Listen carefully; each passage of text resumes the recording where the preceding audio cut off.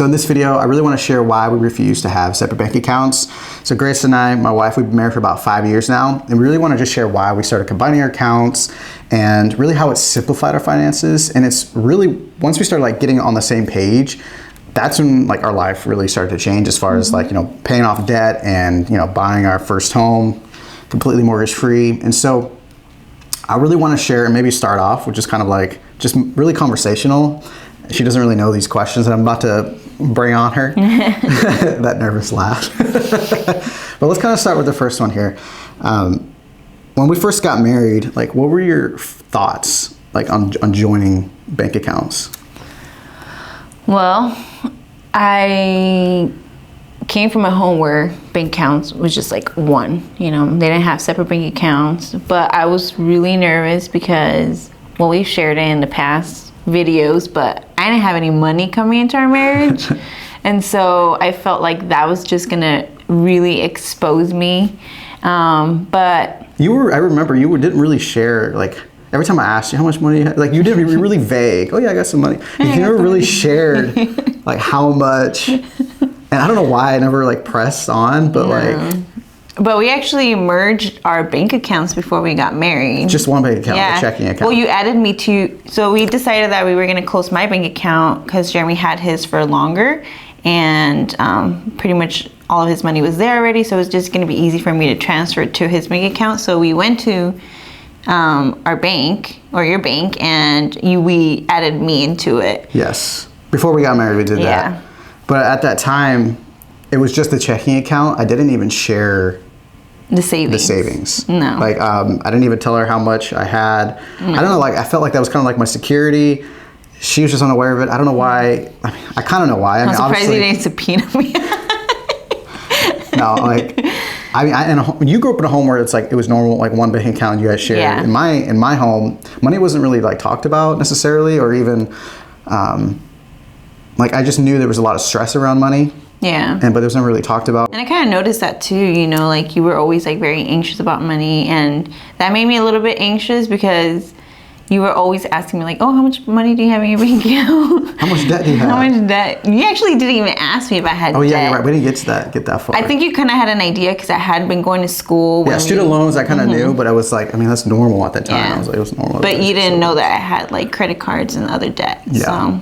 Yeah, so she was hiding that, I was hiding the savings, and so we really just didn't fully commit and were open with each other. Yeah. And so I guess what led us to really start like combining like everything and really just being open was when we really just went to the Bible and were really understanding what the Bible says about marriage in general and not just finances. I remember when we first got married, we started reading a book called Marriage on the Rock. Yeah. And it really changed our perspective as far as like marriage as a whole, like what is the purpose of marriage? And I really want to share with you just a couple verses, and that's really all it took. It's just like the 2 verses in Genesis really just shifted my complete perspective. And so I want to share that with you just so you understand the mindset that we have and, you know, why we are open completely with our finances and in other areas in our life. Yep. So in Genesis 2:24, it says, therefore shall a man leave his father and his mother and shall cleave to his wife, and they shall be one flesh.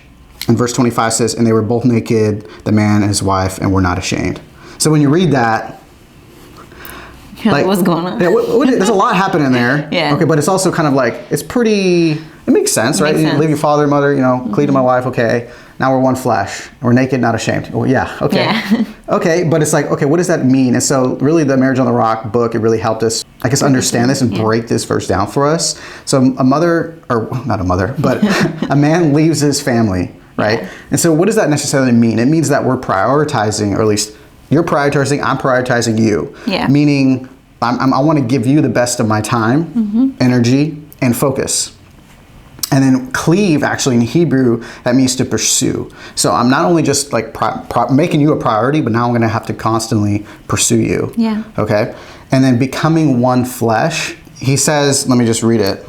The only way 2 different individuals can become one is if both are willing to take what was theirs individually and now surrender it to each other. Yeah. So like, how does that hit you? I mean, it's true. I mean, that's the reason why you get married, so you can become one. So whatever is mine is yours. Whatever is yours is mine. Yeah. It's not ours, right? When we become one, we're Yeah. both surrendering each other. To each other, yeah. Or surrendering ourselves to each other. Yeah. Right? Which is even like, meaning if I had debt, like he needed to understand that my debt was going to be his now. And whatever he had that was his debt was going to become mine as well. So we were going to have to work together to pay it off. Exactly. And that was really what shifted my perspective. I was like, okay, wow, actually, so what I worked for and what I saved, right? Yeah. Throughout my college years and things like that, it was actually yours now. Yeah. And you actually have a say in what we do with that. It wasn't just mine. But we'll be honest, like it wasn't easy. Jeremy, when we first started paying off our debt, remember I would tell you like, babe, I can tell you what to do with the money, like pay off this, but I feel like it was yours first. And you were like, no, it's our money, Grace. So if you feel like we should start paying off this, then we should. So that made me feel really good too. You know, like I was like, wow, like Jeremy really does love me, because he has made me a part of his, like what you had saved for so long, you know. Yeah. You were giving me a say, like what we should do with your money. So Yeah. with our money. With our money. But ultimately, I saved these years for it to pay off our debt. So yeah, a lot of it was, went towards debt. And so, but I felt comfortable doing that once I understood what the Bible said about marriage as a whole. And there's one more verse I really want to break down, and it's verse 25, where it says, and they were both naked, the man and his wife, and they were not ashamed. And so when I read that, and at first it was like, okay, yeah, I'm naked. I related that just like strictly to the bedroom, but like, no, it's actually, It goes deeper. it goes deeper than that. We're naked and not ashamed. Like as far as like, I want to be completely open with you with what's going on in my health, mentally, physically, you know, what's going on in my heart, emotionally, as far as like things that's gone in the past, like happened to me in the past, and to really ask each other's hard questions. You know, how was money in the home? Like, what, did your parents talk about it? How does that affect you? And so for me, obviously, there was a lot of anxiety around that because we never had enough. In the book, Marriage on the Rock, it actually goes deeper, like where you are actually open to each other, like financially, and like things that have gone, like you mentioned, like in our past that were really hard to talk about. But once we started talking about it, we started feeling more comfortable, you know, like, okay, like we've dealt with this, now how can we fix it? How can we work on that?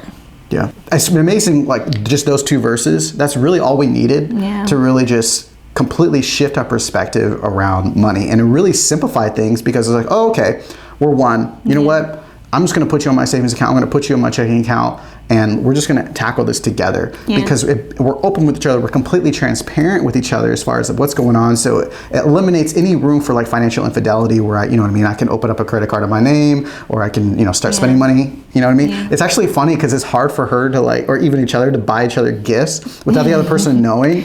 Yeah. Because it's like we both see the accounts. Sometimes we get email updates and stuff like that. I literally have to tell my parents, like, hey, I want to buy Jeremy this gift, so I'm going to use your card and then pay you later.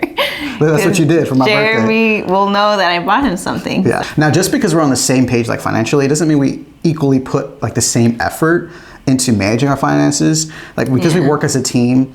But also, it's just, I think we have a system in place where it doesn't also take much time to do. So it's like, I don't mind just doing it for us.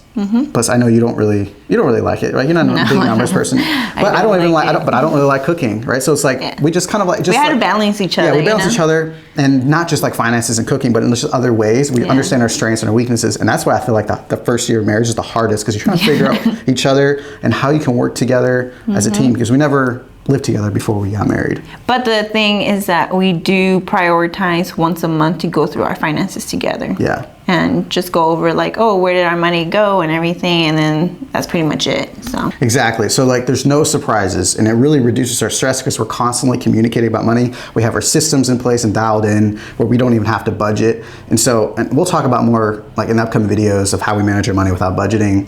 But babe, do you have anything else that you want to mention before we wrap this up?